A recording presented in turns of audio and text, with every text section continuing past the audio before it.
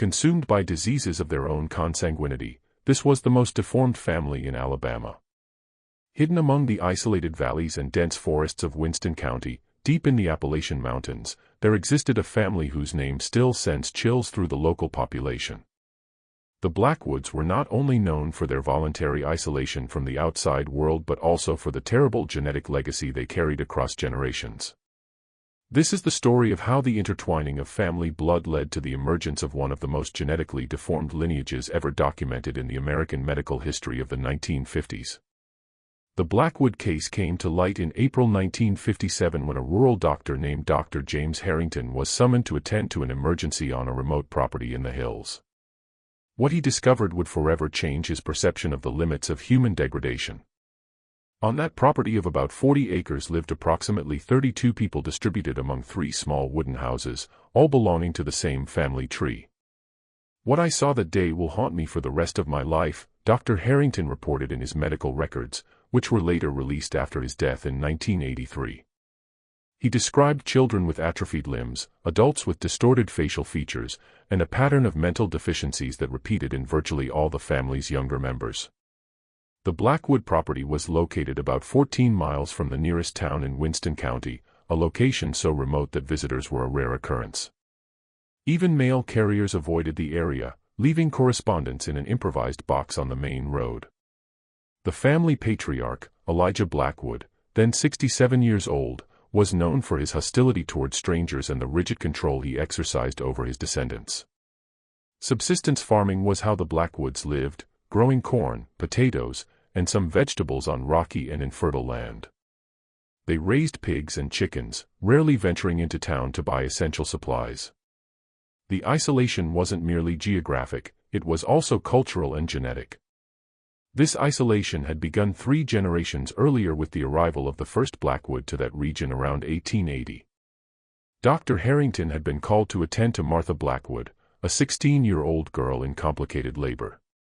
She was both granddaughter and niece to Elijah, the product of a union between his daughter and his own brother.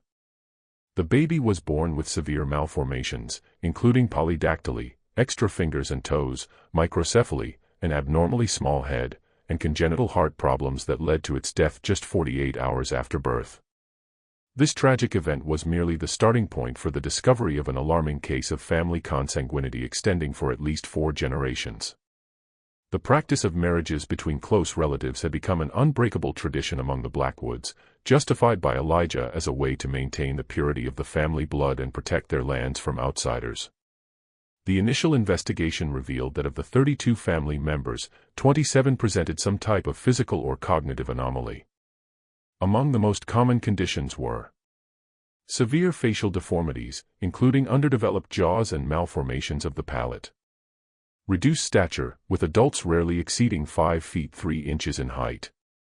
Intellectual disability, ranging from mild to severe. Vision problems, including partial or total blindness in approximately 40% of members. Congenital heart diseases. Limb malformations such as fused or extra fingers. Dr. Harrington's notes described William Blackwood, one of Elijah's sons, then 42 years old, as having an asymmetrical face with eyes set far apart, a significantly underdeveloped jaw, and an abnormal curvature of the spine that made him appear much shorter than he actually was. His wife, who was also his first cousin, Sarah Blackwood, presented coarse facial features with a widened and flattened nose, thick lips, and small, deep-set eyes. Of the couple's 6 children, 4 presented severe intellectual disability, unable to articulate complete sentences even as adults. The most disturbing aspect, according to the doctor's reports, was how the family seemed to accept these conditions as normal. "They don't see these deformities as a problem, but as a family characteristic," he wrote. When questioned about marriages between close relatives, Elijah responded with disconcerting naturalness, "It has always been this way and always will be." Check if you're already subscribed to this channel. These dark stories of isolated communities reveal truths about our humanity that few have the courage to confront. You won't want to miss any of our next cases, documented with the same care and depth. The story of the Blackwoods becomes darker when we examine their origins. Historical records indicate that the first Blackwood to arrive in that region was Isaiah Blackwood around 1880, fleeing from accusations of crimes never clarified in the state of Tennessee. Isaiah brought with him his wife, 2 teenage daughters, and a small son, establishing himself in the remote mountains of Winston County, deliberately seeking isolation. A local census from 1890 already recorded that the family had grown significantly, with 11 members living on the same property. What the records don't explicitly show, but later investigations revealed, is that this growth didn't just occur through the arrival of new members, but through the birth of children resulting from relationships between the family members themselves. Letters found on the property dated 1910 show rejected correspondence from distant relatives who tried to maintain contact, with handwritten responses by Isaiah, "We don't need anyone. We are self-sufficient and pure. The outside world would only bring corruption to our lineage." From the third generation, approximately in 1920, the first evident signs of the genetic impact of this practice began to emerge. Local medical records, although scarce due to the family's reluctance to seek medical assistance, show births of children with increasingly severe malformations. Dr. Ernest Miller, a doctor who occasionally attended emergencies in the region during the 1930s, documented in his personal diary, "I was called to the Blackwood property after a difficult birth. The child presented a condition I had never seen before, multiple malformations in the limbs and face and an almost animalistic behavior from the mother, who refused to let me properly examine the newborn. The child's father, who I discovered was also the mother's cousin, showed similar signs of atypical facial development." The Great Depression of the 1930s only intensified the isolation of the Blackwoods. While many rural families in Alabama were forced to migrate to urban centers in search of work, the Blackwoods entrenched themselves even more on their property, surviving through subsistence farming and hunting. This period also marked the beginning of Elijah's leadership, who took control of the family after his father's death in 1932. Under Elijah's command, the practices of consanguineous union not only continued but were actively encouraged. Local school records show that the few Blackwood children who came to attend the county school in the 1940s were withdrawn after a few months. A teacher from that time, Mrs. Dorothy Wilkins, recorded in school reports, "The Blackwood children demonstrate significant difficulties in learning and socialization. In addition, they present distinctive physical characteristics that make them targets of ridicule by their peers." After complaints from Elijah Blackwood about the treatment received by his children and nephews, the children stopped attending. The isolation wasn't just a matter of personal choice but also a response to growing stigmatization. Residents of the region developed an almost superstitious fear of the Blackwoods, with exaggerated stories about their appearances and behaviors spreading throughout the county. Deformed creatures living in the mountains, or the cursed people of the hills, were terms commonly used to refer to the family. In 1945, a significant incident occurred when 2 young Blackwoods, Joseph and Daniel, cousins and also half-brothers, went down to town to buy supplies. Their appearance caused such a commotion that they were chased out of the local grocery store by frightened customers. The local sheriff, Thomas Walsh, recorded the incident. "The boys did not demonstrate aggressive behavior, just an extremely unusual appearance, eyes set very far apart, protruding jaws, and a form of communication almost incomprehensible between them. I had to escort them back to the mountains to avoid further confrontations." This event only solidified Elijah's determination to keep his family completely isolated from the outside world. In the following years, between 1945 and 1957, the Blackwoods were rarely seen in town, with the exception of Elijah and his oldest son, Robert, who occasionally went down to buy essential items such as salt, ammunition, and tools. World War II, which led many young men from Alabama to enlist or be drafted, did not directly affect the Blackwoods. No family member served in the armed forces, partly due to their physical and intellectual conditions and partly due to their invisibility in official records. Many births and deaths within the family were never officially registered, creating a phantom population that existed on the margins of American society. It was in this context of extreme isolation, social stigmatization, and consanguineous marriage practices established for generations that Dr. Harrington found the family in 1957 when he was called to assist in the complicated birth of Martha Blackwood. When Dr. James Harrington returned to town after his first contact with the Blackwoods, he found himself facing an ethical and professional dilemma. As a doctor, he immediately recognized the classic characteristics of a population with a high rate of consanguinity. But he also realized he was facing an extreme case that could significantly contribute to medical knowledge about the genetic effects of these practices. After discreetly consulting with colleagues from the University of Alabama, Harrington gained the support of Dr. Walter Thompson, a geneticist who had studied similar, though less severe, cases in isolated communities in Europe. In June 1957, 2 months after the initial incident, the two doctors returned to the Blackwood property, this time with a carefully planned approach. "We couldn't simply arrive and announce our study intentions," wrote Thompson in his subsequent report. "We approached by offering free medical assistance and medications, knowing the family had little or no access to regular health care."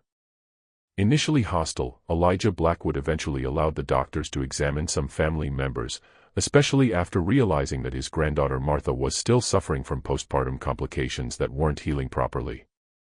This opening, albeit limited, allowed the doctors to initiate what would become one of the first documented studies on the extreme effects of consanguinity in an isolated population in the United States.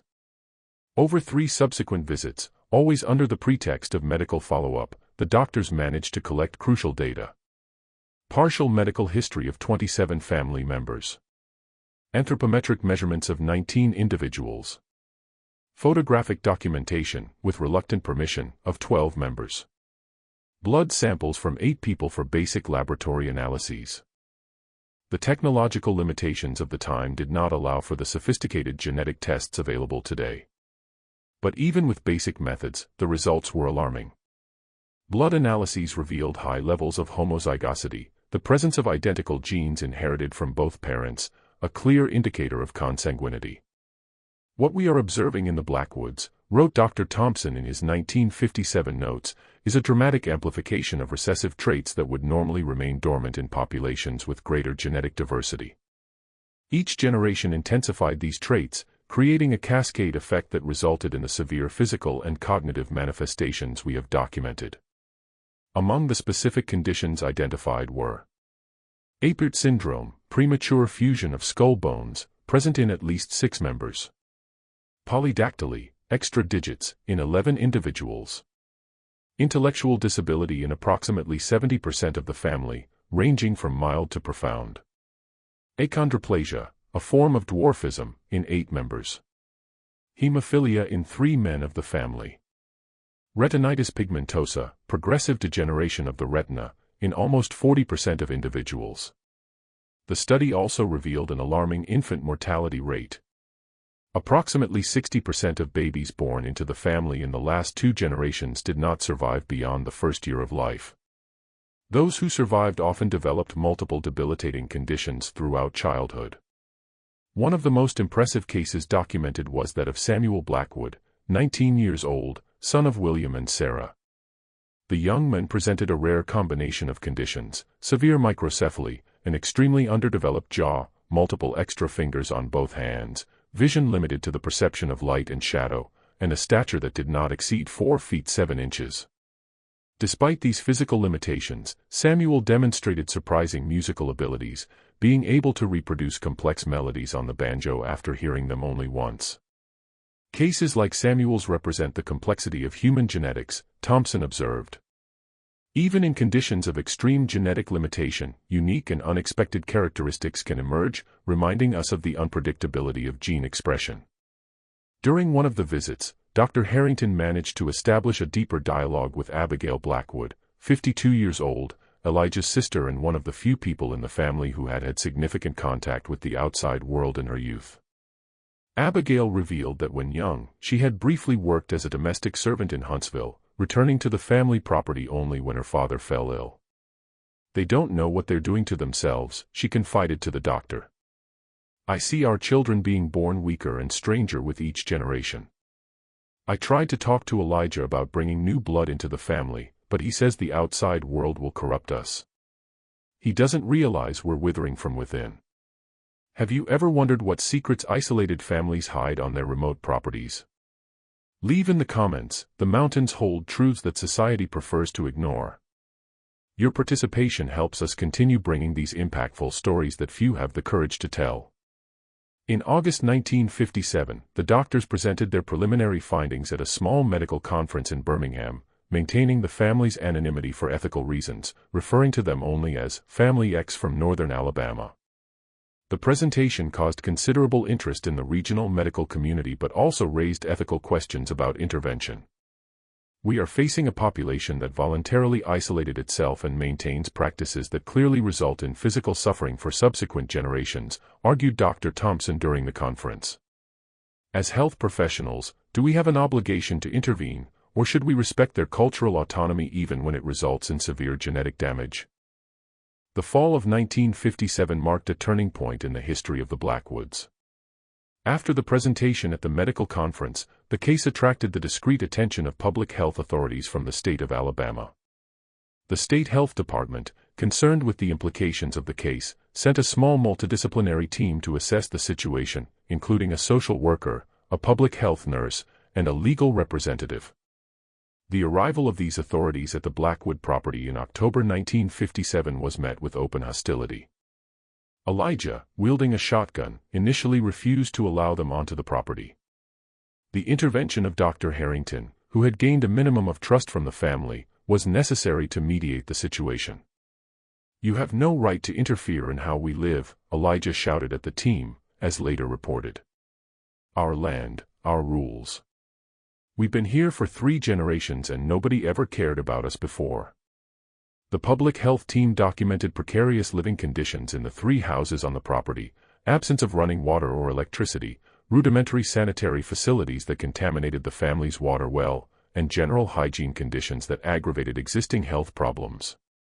5 school-aged children received no form of formal education, and several family members presented treatable medical conditions that had been neglected for years. The official report, written by social worker Margaret Collins, described, "We found a family living in conditions that go back a century, both in material terms and social practices. The children show evident signs of chronic malnutrition, aggravating the congenital conditions already present.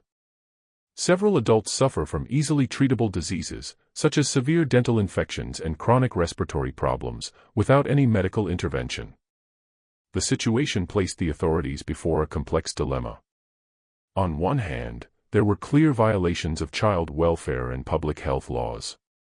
On the other, forced intervention could traumatize an already fragile and isolated community.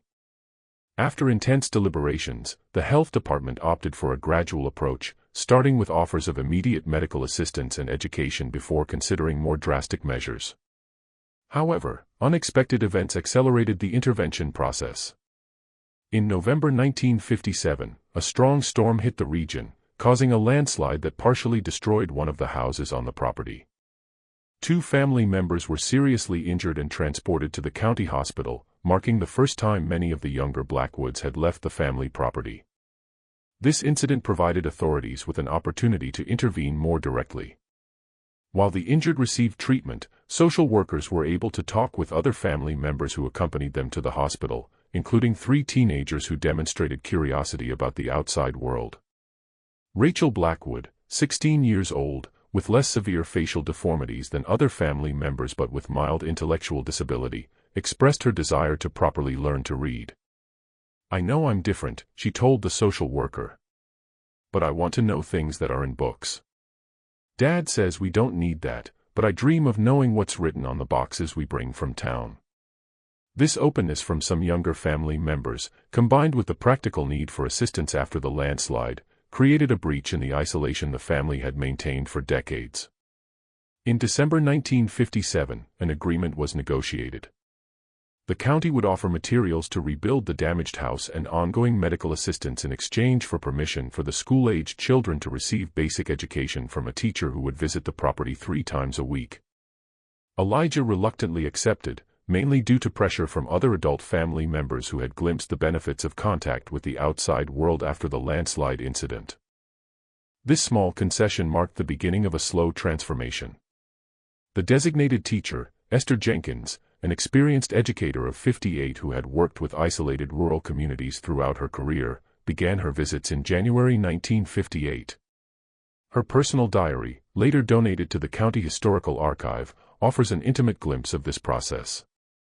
My first day with the Blackwood children was a challenge like no other in my 30 years of teaching. 5 children between 7 and 16 years old, non-literate, all with some degree of cognitive and physical disability. But what impressed me most was their hunger for knowledge, an almost desperate hunger for information about a world that had been denied to them. Little Timothy, 9 years old, with his extra fingers and asymmetrical face, spent almost an hour fascinated with a globe I brought. "Are we really so small in the world?" he asked with eyes wide with astonishment. Throughout 1958, the regular presence of Teacher Jenkins and occasional visits from health professionals began to have a noticeable impact. 3 of the children learned to read at a basic level. Chronic medical conditions were treated, and gradually, Elijah's initial hostility diminished, although he maintained his distrust of the outside world. A significant turning point occurred in September 1958 when Martha Blackwood, the young woman whose complicated birth had initiated the whole discovery process, expressed her desire to leave the property and seek treatment for her persistent health conditions. At 17 years old and now literate thanks to Mrs. Jenkins's classes, Martha had developed an understanding that her life could be different.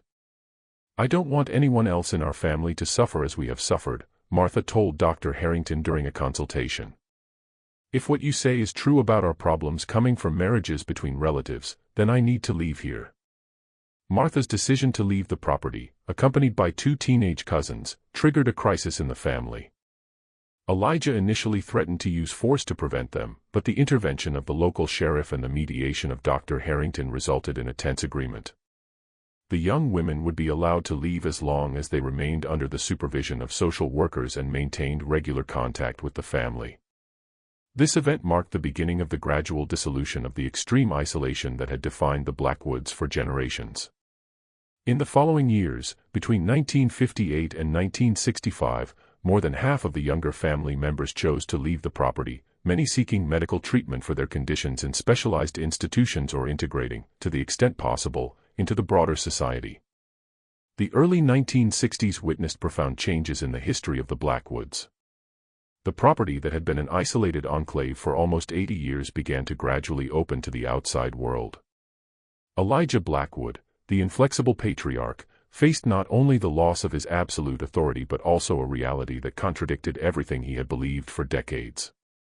In January 1962, Elijah suffered a stroke that left him partially paralyzed and dependent on care, a situation ironically symbolic for a man who had valued independence and isolation so much. Under the care of his sister Abigail and with regular medical assistance now available, he lived 5 more years, passing away in 1967 at the age of 77.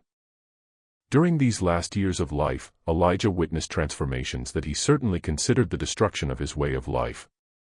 William, his eldest son, assumed leadership of the family and, influenced by new ideas brought by health professionals and educators, began to implement significant changes on the property.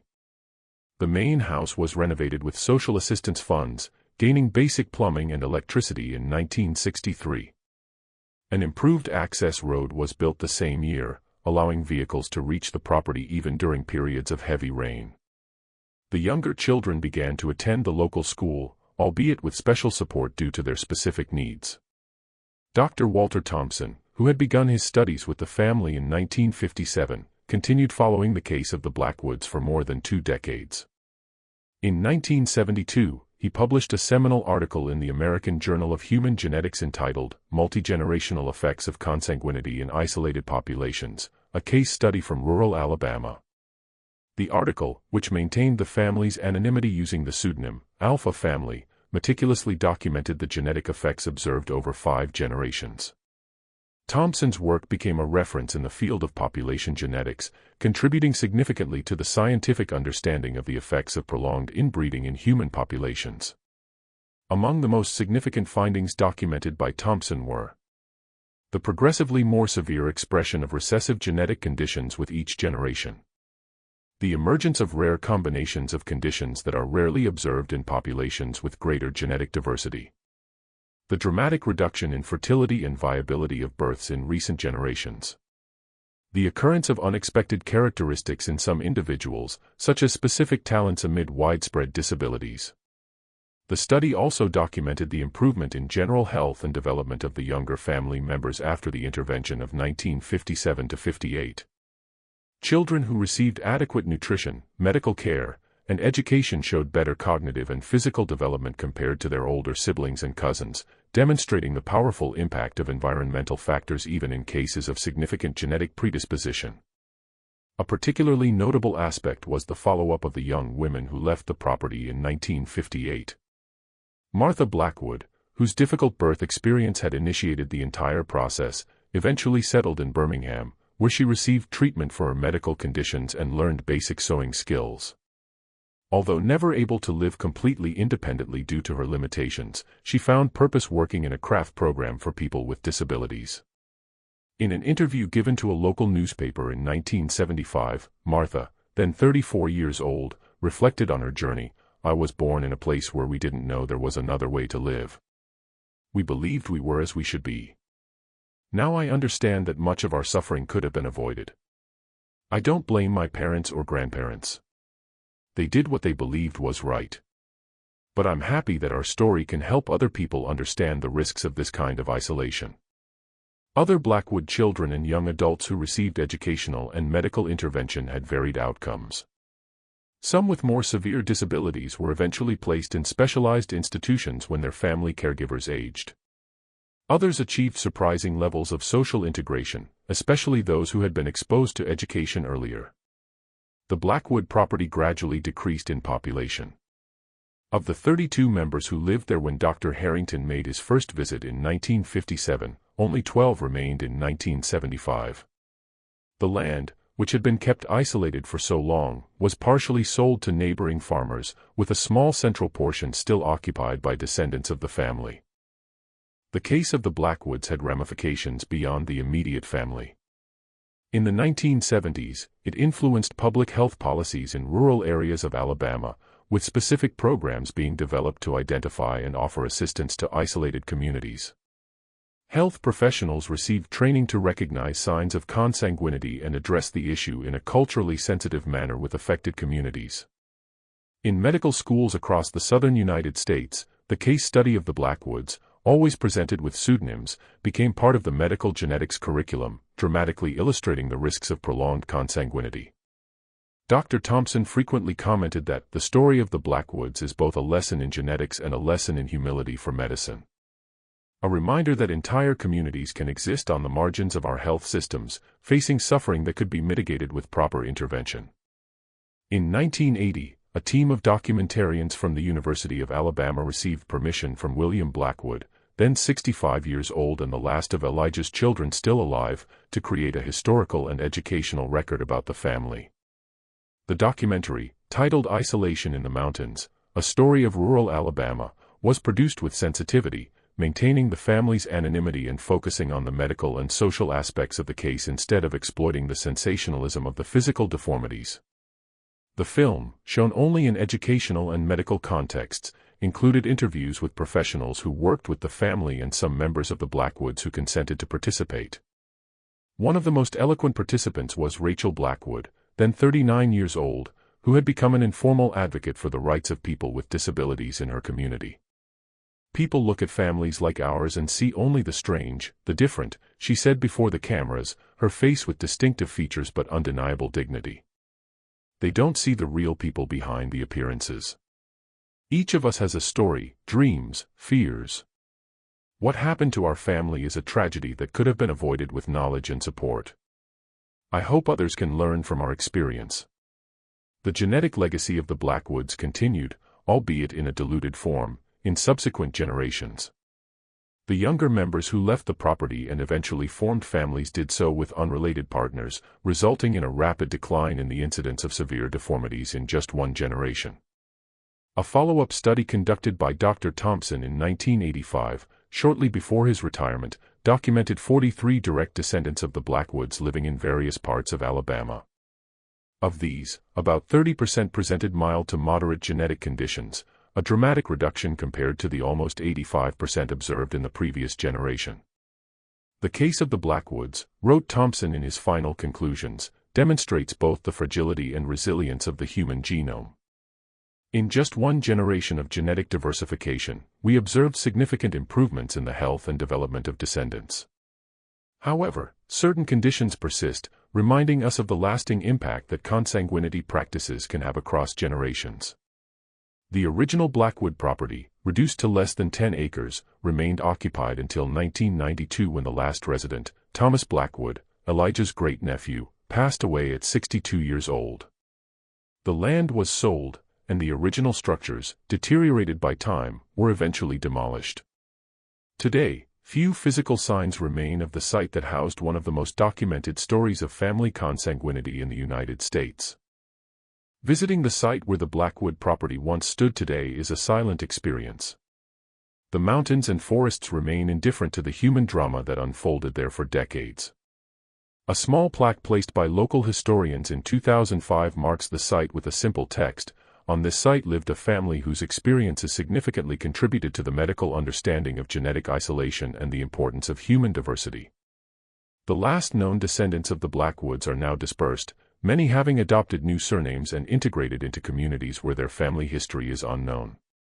Some maintained contact with each other, united by bonds of kinship and shared experiences that few outsiders could fully understand.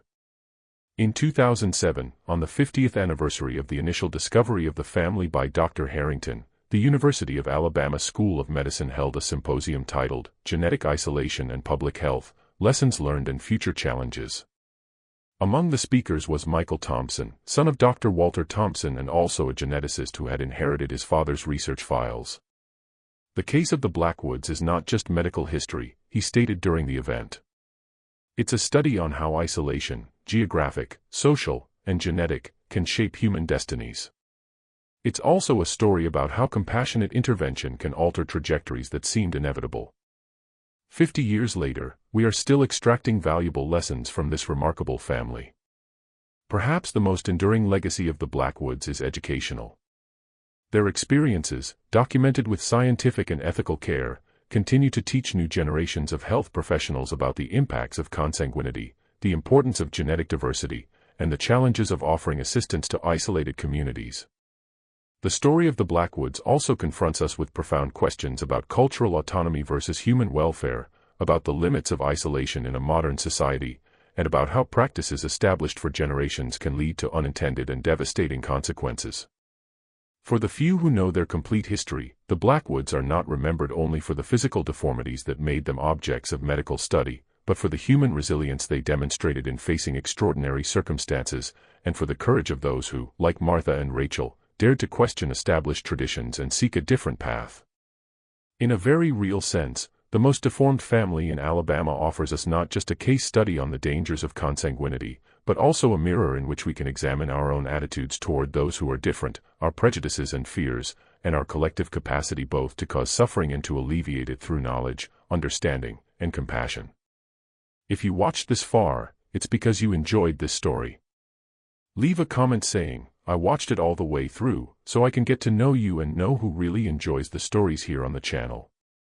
Don't forget to also leave your like to support our work and share this video with people who are also interested in these real stories that reveal dark aspects of the human condition. Subscribe to the channel right now so you don't miss any of our upcoming investigations into extraordinary cases like this one.